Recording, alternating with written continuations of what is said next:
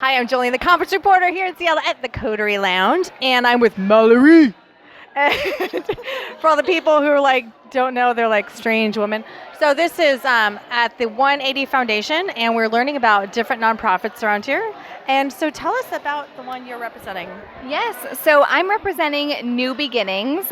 New Beginnings is an organization that empowers women who are survivors of domestic abuse and then also rallies the community for engagement around education and prevention for domestic violence and provides all kinds of resources for people who have encountered DV.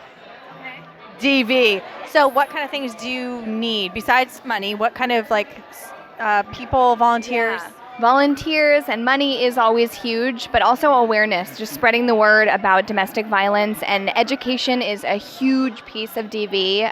It's the reason why a lot of it goes unreported or unnoticed. So it's a hugely important thing to kind of be aware of what it means to be involved in a DV situation and know the signs of red flags and how to deal with them and how to support people who you may know who are experiencing them. So you want us to know words. What kind of words? What kind of education? How could we start now? Yeah, so I think just knowing what the red flags are, a couple of those is a great start. And actually, New Beginnings, their website, is a great place to track down like a one-sheeter of kind of what that might look like. There's a lot of different examples of how that may look. For example, like someone who says, "I love you" very early on in the relationship. There's a ton of different signs that are indicative of someone who might be either emotionally or physically abusive.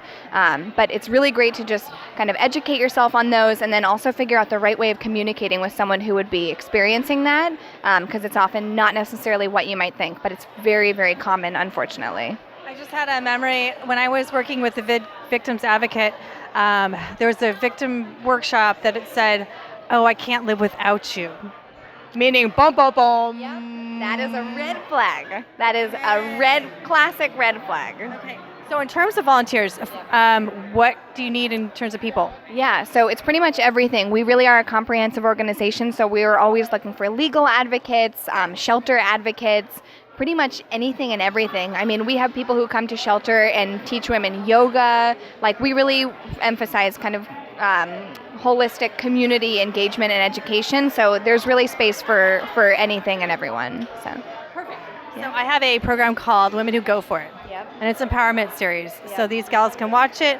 Maybe Tanya and I can get in there, present to them, and get some little confidence action going. Love that. Okay. Love that. And what is your website? So it's newbegin.org. New Begin. Okay. Yes.